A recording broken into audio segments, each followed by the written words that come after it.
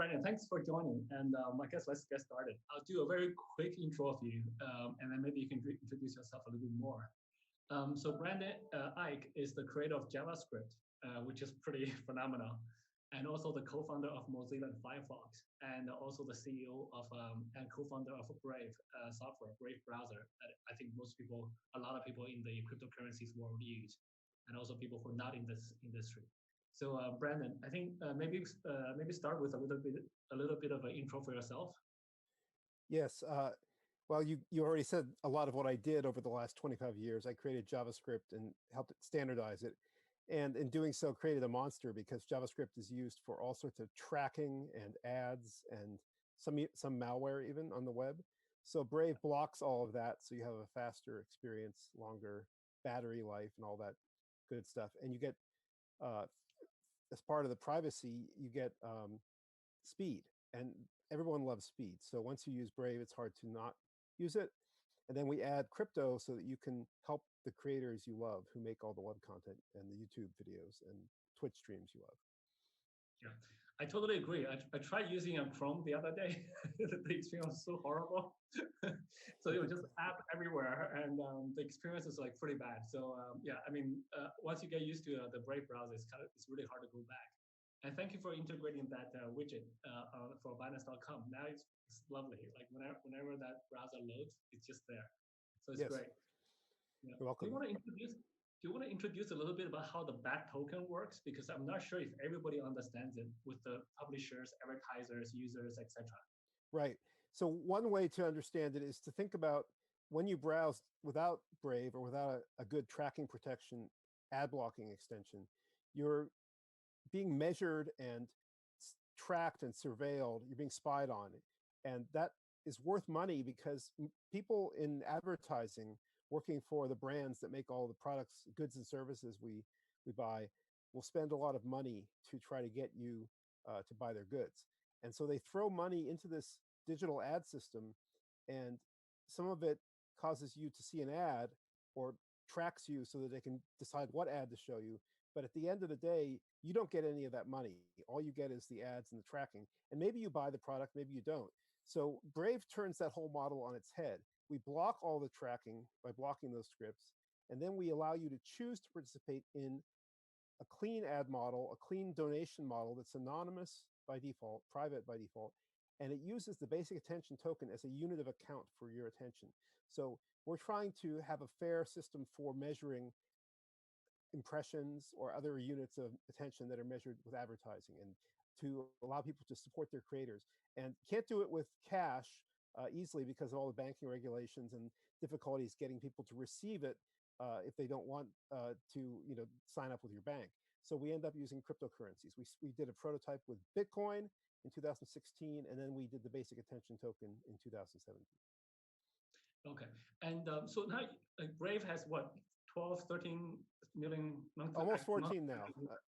I think we'll announce soon. It's 13.8 million users at the end of April. Okay, so that's probably the most active user base in crypto, to be honest.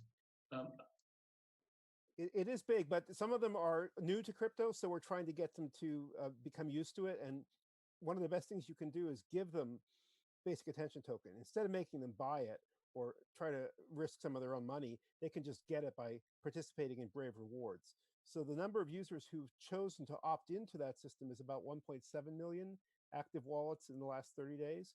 So that's still a large number, but it's not the whole user base. But we don't force our users to participate. If they don't want to, they don't have to. They have to turn it on. Once they do, it's like a loyalty point system, and they just start earning BAT, which they donate back or tip back or set up monthly contributions, like with Patreon, to their favorite YouTubers' favorite websites. So that actually works out to be less than 20% of the Brave users who are actually using crypto for their reward system, right? That's right. That's true right now. It was when we first released it on desktop, it was 40% of the desktop browser share. And as we added it to mobile, we found that people were less willing to use it. But we are working on making it more attractive to use by making it more convenient, also making it reward the user more. And that involves incentivizing users to turn it on and to participate fully. And that's another advantage of the basic attention token. We have a pool for user growth that allows us to give users tokens even before they've seen an ad. So that's actually very useful and very important for growing the industry. You actually are able to reach out to, I don't know, 10, 12 million non-crypto users Yes. Who are using browser. And browser is a very sticky software used every day, right? Well, every minute, basically. High use app. It's immortal Yeah. as an app. Yes. Okay. And so in my sort of view, right, I've always viewed wallets as the browser to the blockchain space, but now we have a browser as well. How do you see those integrate? Like, how do you see the browser role working together with the wallet, etc.? Well, I think what we've done with the Binance trading widget is a good example. Browsers tend to absorb things from other protocols or other apps. Even in the 90s, browsers absorbed file transfer and Telnet and things like Gopher, which aren't used anymore. And so the browser is like the universal app. That means if you want to use a wallet app, that's great. You can do it on mobile. It might be the right tool for the job. But if you're in the browser, what's better than having to switch to a wallet app is just to stay in the browser and have the composition of crypto wallets and browsers available to you. Yeah, I think I mean before I came across Brave browser, I was always thinking the wallet is the browser for the blockchain space, and now we're actually integrating the two, which is actually really powerful. It's really convenient to have it like a spending wallet in the browser and just sort of pay for things as you browse, right? Yes, and we wanted to do payments in the browser at Netscape back in the 1990s, but we couldn't do it. Microsoft killed us, and the credit card companies weren't ready for it, and PayPal came around right around 2000. And PayPal was good, but it was one website. But now we can see with crypto and Brave, you can not only put payments into the web protocols, into the web pages, you can even put them in the browser so that you can support creators without them having to change their web pages. Right. And to be honest, there has been many different ideas of publishers being rewarded using micropayments. There's been many ideas along those lines, but those are all single website centric. But now in the browser, I have guys who wants to tip me and claim, well, I haven't really set up I'm one of those 80% that haven't set up my wallet yet. But I'm a crypto user, I just haven't set it up. But so that actually brings a whole new ecosystem. How do you see that evolve over time? Like, that's a great question. So if you go to a site called bat.watch, BAT.WATCH, you can see our growth to date. Over 630,000 creators, websites, YouTubers, Twitch streamers, Reddit posters, Twitter accounts, and even GitHub. So people are tipping people on GitHub. And what we want to do is get people to think about using the platform to onboard people to crypto by seeing a great tweet that's funny or a great video and they want to tip it. And Brave can put a tip button right next to it, even if YouTube, the Alphabet company, doesn't have anything to do with that. And the creator who made that video, who owns that YouTube channel, can sign up with us and prove that they own it. It's just another OAuth verification step. And then we can start sending them tokens right away. So we want to use the browser as a sort of middle tier between the user and the website or the channel, the YouTube channel. And people have ignored the browser because they assume it's just a passive agent or it's a minimal, like postmodern frame for art like Chrome was. Remember Chrome came out and you could barely see the browser interface. It was so minimal compared to older browsers. And that was nice because you could then focus on the web content. But browsers are not just passive window frames. They can do things for you. They can help you buy and sell. They can help you earn tokens. They can help you reward your creators. And so in this, in this ecosystem, how do you see Binance can help? I mean, we already integrated the widget, so there's liquidity there. What other things can we do to help? Yes, well, so I talked about payments. When you go to buy at Amazon, they have your credit card. And I think a lot of us use Amazon in the US and Amazon Prime, perhaps the biggest loyalty club in the US. And I also happen to use Apple iTunes. They have my credit card, or I have an Apple credit card now. But what about all the long tail of websites I go to? I don't want to give them all my credit card or sign up with them. I don't want to risk my credit card number being stolen or something else bad happening. I'd rather just have a way of paying them through the browser anonymously. And that's what Brave makes possible. So we're trying to bring crypto to the masses and to the creators on the web so that everybody can make more money and create better web content, better videos, better Twitch game streams, whatever they want. And that has been hard to do unless you're big. If you're a big Amazon level company, of course you're doing fine. But a lot of smaller companies don't have it easy. Same thing with ads. If you're a small publisher and you try to run ads, you may not make enough money to cover your costs. But if you get to a certain scale, then you're okay. We'd like to see the small and medium creators do well. And we think crypto helps in two ways. We reduce the number of intermediaries who take out fees, like with advertising. Right now with advertising, 70% of the gross spend from the marketing departments of the brands gets taken by those middlemen. And they use it to track you and they use it to build up data profiles for their own purposes. We turn that on its head. We take only 30%. So the creator or the user, the person who sees the ad, gets 70%. So we find greater efficiency through crypto. We find the ability to go direct. And this direct relationship is super important. So Binance can be helpful for any situation where you want to pay somebody. They only have to get a Binance account and then you can send to them. You can send directly on Binance. And that kind of power is, as I said, hard to do with cash. With cash, you have to have a merchant bank and the user's bank, and you have to do the interchange, and there's a fee. And if you don't use a credit card, you have to use automated clearinghouse, ACH, or something even more difficult like Swift. Crypto obviously is better, and it reduces the cost of getting payments from one person to another. So how big is this industry? You said a couple 100,000 publishers, right? How much money is involved? Like what's the turnover flow?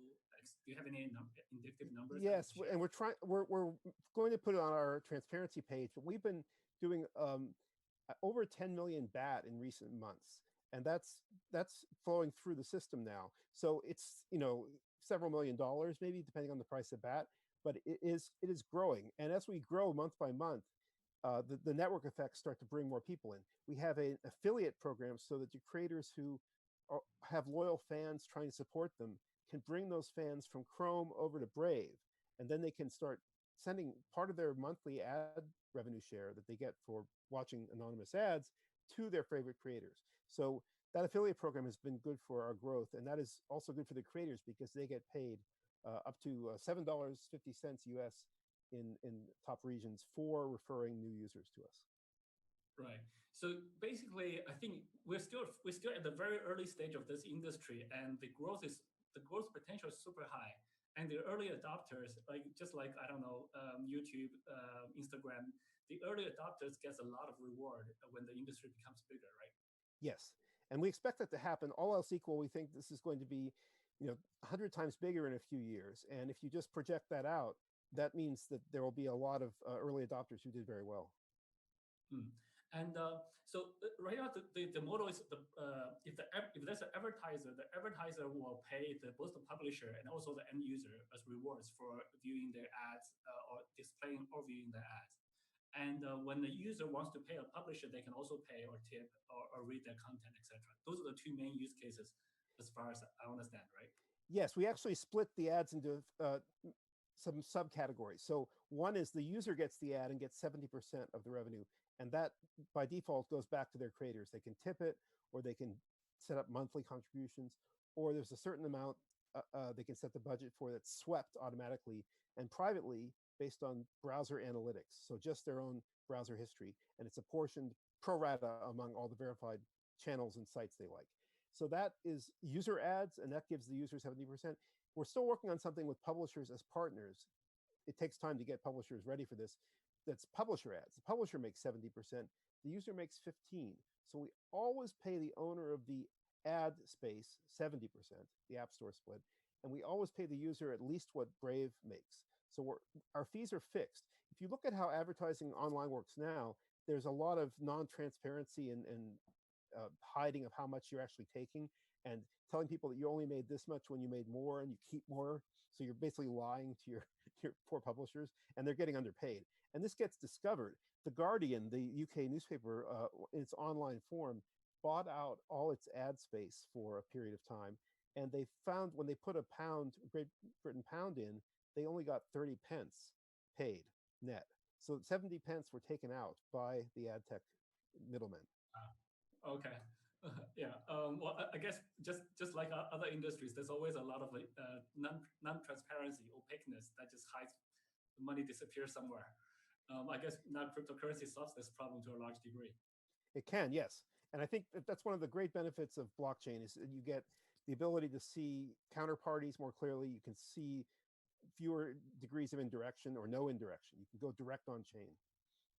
So yeah, can you tell people a little bit more about your team? Like how big is it? How do you guys do the software release cycles? What kind of how do you structure everything? Because you're based on a Chrome open source software, right? Yes, we're based on Chromium, open source, and I worked for 25 years, well, 20 years on browsers, and I'm glad to use somebody else's code now. So Chromium itself is based on WebKit, which is an older project from Apple that was based on something called KHTML. So there's just layers of ancestry and history here, but they're complex beasts, and you have to really work with them to keep up to date because the Chrome engineers keep fixing security bugs, and you want to stay up to date on those or you might be attacked. We also on iOS use the WebKit version, so that's a choice that Apple imposes on us. But it's a great engine, so we're going to use it. We use it, but we have to add then very efficient tracking protection and fingerprinting defenses, things that turn out to block a lot of ads. We don't block all ads intentionally. If you have a great site that's a wildlife charity and you want to promote some good cause with a picture, and if they click on the picture, they go to a forum to support that cause, that you can call it an ad, but it is not tracking you. It's just a way to donate. We don't block that. Now, if it starts using Google tracking and Google ad serving and all this tracking infrastructure, we will block it. So part of our work is to make the blocking very efficient, which is hard to do if you're only using JavaScript extensions. uBlock Origin does a great job, but it's still challenging. We can do things because we write C++. We can actually get into the Chromium engine and do detailed blocking that is not possible from an extension. Some people wonder why we didn't just build a Brave extension for Chrome. And that's one of the reasons, because we can get in there into the engine in ways that an extension cannot, and that are necessary to do a complete job blocking and an efficient job. And we also work on the ad system, which involves opt-in machine learning in the browser. So when people think about machine learning, they sometimes think you need huge cloud computers, Google TensorFlow, and so on. But for a lot of things in advertising, it's not true. And so we simply personalize that into the browser as something you can choose to turn on. And it's studying all the data feeds that are already there. The browser sees all your keystrokes. It sees your navigation. It sees your bookmarks. It sees what e-commerce forms you fill and submit. It sees the queries, the keywords you send to search engines. In a blind process, local machine learning, mostly naive Bayes and support vector machines, can study this and form an opinion about what ad to pull from a catalog. Now, the catalog is interesting because we don't send your data out to our servers or anybody else's. Instead, we bring the catalog of all offers for a given region, like Singapore, to you, and then the machine learning picks the best one at the right time. And you can adjust the frequency. You can say, I didn't like that ad. You can give it a thumbs down. And that trains the machine learning. So it's a more transparent, simple system, but it's actually competitive. And we're working to make it even better.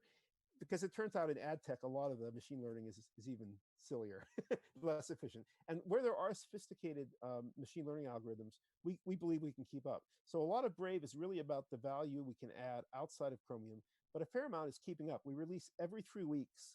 Chrome releases every 6. This allows us to get a little faster cadence on doing some features turns quickly while still keeping up with those security bugs. Wow, that's pretty complex. I mean, I guess any large user-based software, once you dive into it, there's a lot of complexity behind the simple user interface. Based on what you described, I'm actually quite scared to use any other browser now. They're really complex, and there are in need of constant fixing. When you think about a code base with millions of lines, there will always be bugs that will never be found in 100 years. But the ones you need to find are the ones that are being exploited by bad hackers, or the ones that people are running into that are just crashing or making a bad experience.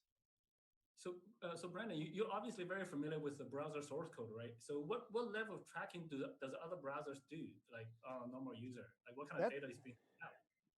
That's an interesting question that some independent researchers like Professor Leith in Ireland, Leith, has studied. And he found Brave was the only browser that didn't send out any signals to other servers for the period from startup on for 10 minutes that he studied, other browsers sent a lot of data. It turns out Google, as you might expect, because they are a search and advertising business, have instrumented Chrome, and they have made Chrome, tell them about your navigation if you're signed into a Google account. If you're not signed into a Google account, or if you've turned off certain settings in your accounts page, then you can be free of the surveillance. But it's on because I think it's important to their business. I understand why they do it. Microsoft Edge does a lot of things. Some of it is in their new tab page. So in contrast to Brave, where the Binance widget is all content we created that talks to your APIs, and only when you interact with it, Edge new tab page just sends signals out to many different companies, some you may not have heard of, not all of them owned by Microsoft. So Edge is very not private, I would say. Safari is better. Safari from Apple makes a really good effort. I think Apple not owning an advertising business matters. It makes Safari more private because that's a good way to differentiate. And I think ever since Steve Jobs and Safari 1, they've done that. Firefox is better, but they do chat a few servers. We've studied this and blogged about it. But a real opportunity with Brave is Chrome. Because it's so big, it has so much market power that they can do these things like track their users who are logged into Google accounts. And we all use Gmail or YouTube or anything that requires a Google account, Google Docs. And so you end up in Chrome without knowing it being surveilled. And that's something that Brave can protect you from by default without you having to install an extension or set anything. Wow. That is scarier than anybody would normally imagine. It's interesting that Safari is more safe because given the business model that Apple has, they sell devices, so they don't really need to track a lot of the user online behavior. Yes, and I think it's good. They're a valuable ally in the standards bodies where Brave is present as well, and Mozilla and others. Okay. Is there anything else you want to discuss before I jump into the questions from Twitter? There's a few from Twitter. Oh, you asked how many people we are. We're over 120 people now. Okay. We have even a sales force selling those ads. So I wanted to mention our size. We're getting big. 123 people, I think. Okay. Approaching the what do you call it? The Dunbar number. After that, it's a lot harder to manage. It is. You're telling me. Yes. Okay, so I'll jump into some of the questions from Twitter that we collected from the post a few days ago. But the questions, some of them are to me, some of them to you. I'm not sure how we're going to go through this, but we'll just go through one by one, see how it works. Why can you only? So the first question is from Second Batman. Why can you only use USD but not BAT in the Binance widget? I guess that's for other people to buy. So I guess that's on us for to allow the widget to be able to trade for I guess using BAT to buy other cryptocurrencies. I guess so. That's one request we got to work on. Do you have a time? So from Germling Crypto, do you have a timeline for the Binance widget on the mobile version of Brave? I guess that's one for you, Brandon. Yes, we expect the mobile version later this year. We're working on that in parallel. We're working on making the desktop version even better. And then when we get it to mobile, I think it'll be later this year. It'll be great. Cool. Excellent. Question 3 from Z4KW4N. Can I earn BNB from Brave browser in the future? I guess that's on us. I guess we'll have to sponsor that. Yes. So I think in addition to BNB, we actually also want to sponsor BUSD so that we get the flow going. So that for a lot of the payments related stuff, people prefer stablecoin because mentally that's more stable, especially for shop owners when their expenses are covered in fiat currencies, and they don't like, sometimes they have a small margin of profit and they don't want to have a super high fluctuating currency. So we're working on that. So the next one from Sergia 3371. When can we see Brave ads for Latin America? Oh, so we have a page called brave.com/transparency, and that tells you how many ads are running in each country down toward the bottom right. And so you can see we have ads running in Latin America already. If they're not in your country, we're working on getting them there as soon as possible. And we're getting quite a good coverage. If you go to brave.com/transparency, you can keep up. Wow, that's nice. I didn't know that before. The next question, I guess, is also for I guess it's for us from Vishal HK from Vishal H Costura. It'd be great if reward tokens can directly be deposited to Binance if it's been logged in. That's another feature. I guess some people likes to use a centralized wallet, and some people likes to use a decentralized wallet that's been baked into the browser. I guess. Yes, Yeah. that's true. Some people are quite strong in their views, but you find other people who have the opposite view. So some people want self-custody, and some people want a custodial service that they log into. It's very true. Yeah. I think from our perspective, we support both. We like to give users the option to do whatever they want to do. They deem as safe. Yes. Yeah, the next one is Zen Crypto Cat. Could shopping-related searches include prices in crypto and a buy option by Binance? So I guess this is all related to the Binance widget. Yes, and I think this is a real area of innovation that Brave and Binance can work on. All the e-commerce that you do with Amazon, you could lift out of the Amazon store and marketplace and put into the browser and make universal for many, many other sites if they would just have a way of coming and getting paid. So that's signing up with Binance. It's making sure that they're verified with us so we can let people pay them directly through the browser. That seems like a huge opportunity. But that would require some kind of integration on Amazon's part, right? Which would be kind of hard. Well, if every other store that is competing with Amazon, like Overstock, had to do the same work as Amazon, that would be difficult. If Brave instead can do this for the site and for the user, so that's how we do the tipping in Twitter right now. We don't have a deal with Twitter. We just let the people who use Twitter sign up with us, and then they can get tipped directly through the browser. So again, we're disintermediating the big platforms that own the user-generated content policy, and the creators of that content get rewarded without having heavy fees extracted and without being subject to other unfair policies. That is super powerful. We should definitely push on that. Yeah. So the next question is, I guess for Brandon, what safety measures are taken to ensure crypto trading to be safe on Binance browser using the Binance widget, also from Vishal? Yes, so we use your OAuth API, so we have proper authenticated encryption protecting the connection to Binance. So, and it's the only way that Binance is communicated with is if you interact with the widget and log in. We also have that code in native code, not in JavaScript, not in the new tab page, HTML or other parts of the page that could be attacked more easily. We have them in native code that's protected. One of the reasons is because Chromium does separate the high-powered APIs, the operating system calls, from the web content renderer. So by using native code and working in a higher level of privilege with very carefully audited code, we can make sure that nothing in the web content, nothing in the new tab page or something that could get at the new tab page can attack the widget. And we block all the tracking and all the malware and ransomware that's out there in the ad system on top of that. Yeah. I would also add, just using the widgets it stops a very common phishing attack. So you're now kind of, there's a very easy way to get to Binance, and you're dealing with Binance directly from the browser.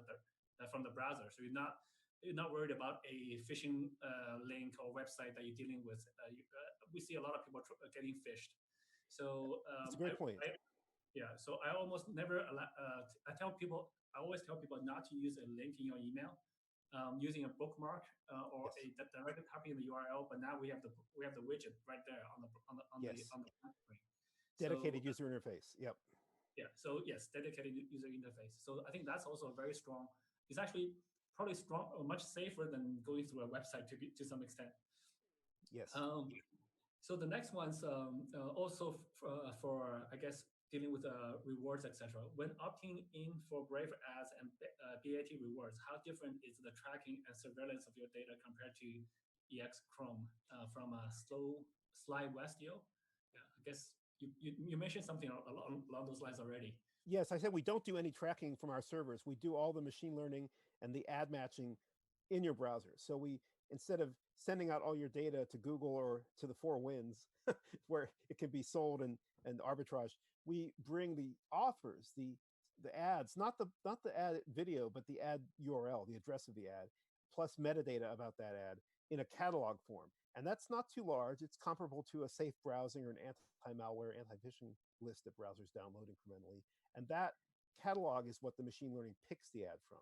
So we turn the model on its head and we get rid of tracking. And then to confirm the impression, we use a protocol that's come to be called Privacy Pass. This is based on David Chaum's blind signatures. Wow, okay, sounds pretty advanced to me. So yeah, I think that's all the questions from Twitter that we've collected. Actually, there's a lot of comments on Twitter, but not a whole lot of serious questions, to be honest. We have a few more minutes, I guess. What's your view on the future of this industry? Are you worried? Talk about the coronavirus or the whole economic situation, etc. Well, I think there is definitely a hard economic event upon us, and it cannot be undone, though I hope that it can be made less hard over time. And crypto still seems to be in a good position to help people in these hard times, because you get rid of the middlemen, you get rid of the barriers to participating in finance. Things like DeFi are exciting to us on this basis, to help people soundly use borrowing and use crypto and not have to be subject to all the restrictions that come with traditional finance. So I'm still very bullish on crypto in spite of the hit that we took with coronavirus. Speaking of DeFi, are there any associated like loan interest bearing or staking properties related to BAT or anything in the plans? MakerDAO has the multi-collateral DAO now, which allows you to use BAT as collateral. So I know of that one. It started with ETH and then they added BAT. I don't know of anybody else, but let me check and get back to you. Okay, we offer a centralized CeFi version as well, so maybe we can add that in there somehow. Sure, and like we said earlier, people sometimes want self-custody. They want DeFi. Others are fine with CeFi, and I use both. Yes, yes. Okay, I think that's actually all the questions I have. Do you have anything else you want to chat about or add or just share? Just that it's been great working with your team. I say this every chance I get because it's true.